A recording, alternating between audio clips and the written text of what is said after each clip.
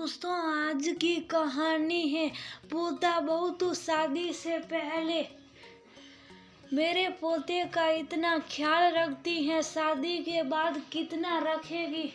दोस्तों, कहानी शुरू करने से पहले अगर आपने चैनल को सब्सक्राइब नहीं किया हो तो कर लीजिए ताकि आपके पास पहुंच सके हर नया वीडियो।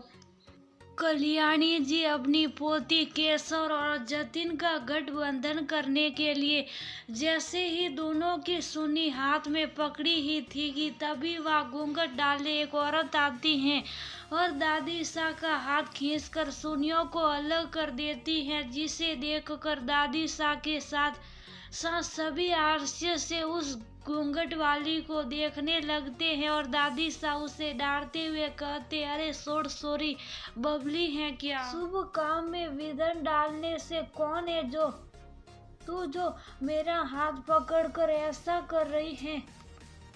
सब छोड़ मेरा हाथ। सॉरी और जहाँ से आई है शुभ साफ चली जा वरना अच्छा ना होगा, तेरे साथ सोच ले। अरे कोई इस सॉरी को यहाँ से लेकर जाओ वरना इसकी बसकानी नौटंकी से मेरी पोती के ब्याह में विघ्न आ जाएगा। पता नहीं कहाँ से मुंह उठाकर चली आई है। ठेकेदार माधव कहाँ चले गए सब? ऐसा कहकर कल्याणी जी अपने बेटों का नाम लेने लगी। सब वहीं खड़े थे पर किसी की किस्मत नहीं हुई सॉरी को वहां से हटाने की, क्योंकि आते ही सबको जहर खाने की धमकी दे चुकी थी। इसलिए सब बस तमाशा देख रहे थे और सॉरी का ड्रामा चालू था। फिर केसर के माता पिता परेशान होते हुए कहते, पर बात क्या है बताएगी तभी तो हमें पता चलेगा ना।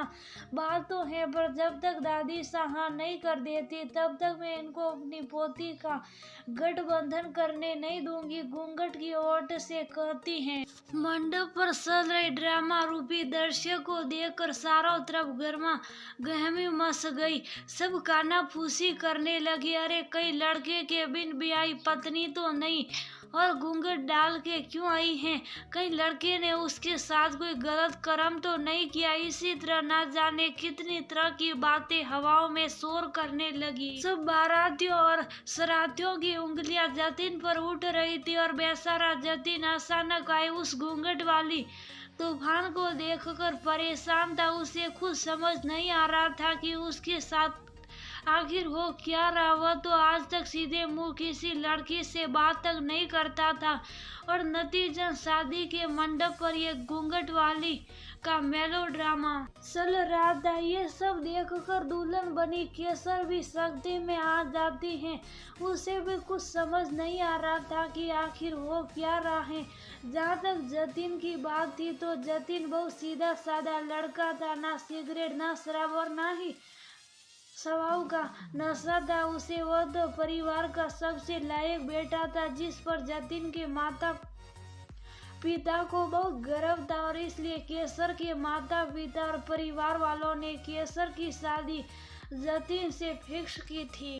फिर 20 मिनट तक उस घूंघट वाली ने दादी शाह को उनके हाथ पैर पकड़कर बंदी बनाए रखी थी। वहाँ उपस्थित सभी लोगों ने उस घूंघट वाली से इन सब का कारण पूछा, पर वह सिर्फ इस बात पर अड़ी थी कि जब तक दादी शाह हाँ नहीं कहेगी तब तक वह उसे ना छोड़ेगी और न ही गठबंधन करने देगी। पर किस बात की हाँ करनी थी यह अभी भी प्रश्नवाचक था। सब गुस्से से परेशान थे पर एक शख्स जो दूर हाथ बांधे खड़ा था और मुस्कुरा रहा, जिसे बार बार दादी सा आवाज दे रही थी, कुणाल बेटा इधर आओ और इस घूंघट वाली को यहाँ से ले जाओ और पूछ इससे कि क्या बात है। दादी के बुलाने पर भी कुणाल वहाँ से हिलाने का नाम नहीं ले रहा था। इधर पंडित जी बार बार याद दिला रहे थे, जजमान शादी का शुभ मुहूर्त निकला जा रहे हैं, जल्दी कीजिए नहीं तो राहु काल शुरू हो जाएगा। राहु काल का नाम सुनते ही दादी सा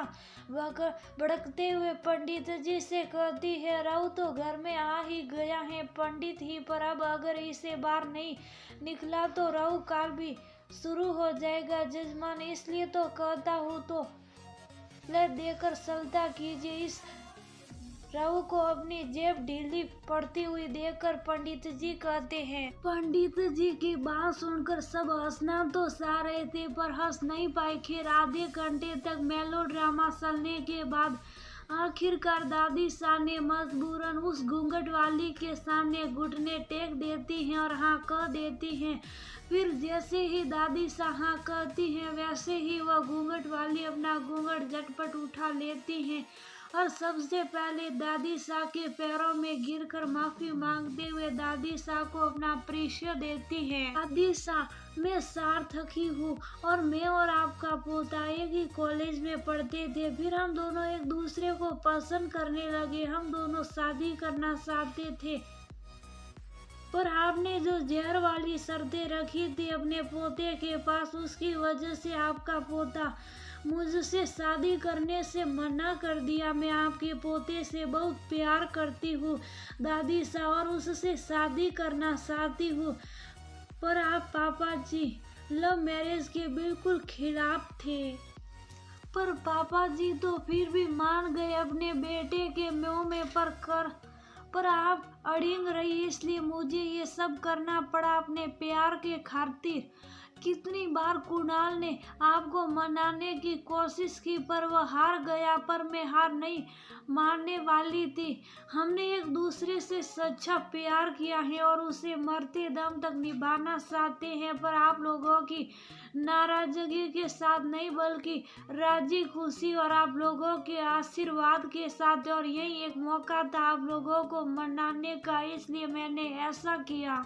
सार्थकी की बात सुनकर सभी उसके सच्चे प्यार की दाद देने लगे। जो लड़की अपने प्यार के खातिर ये सब कर सकती है वह ही सच्ची हमसफर हो सकती है।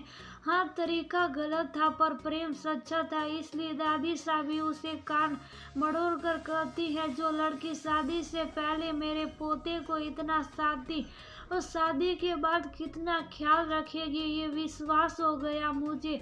आज तक हमें लगता था कि लव मैरिज में लड़कियां शादी के नाम पर सिर्फ छल करती हैं। एक बार शादी हुई फिर घर परिवार से अलग करती हैं और मन भर जाने के बाद तलाक लेकर चली जाती हैं, इसलिए हमेशा से इसको विरोध में रही हम। पर उन्हें देखकर ये भरम दूर हो गया। प्रेम मिलाप चल ही रहा था कि पंडित जी फिर से कहते हैं जजमान विवाह का मुहूर्त निकला जा रहा, अगर कहे तो दोनों वर वधू का फेरा एक ही मंडप पर करा दो। पंडित जी की बोली से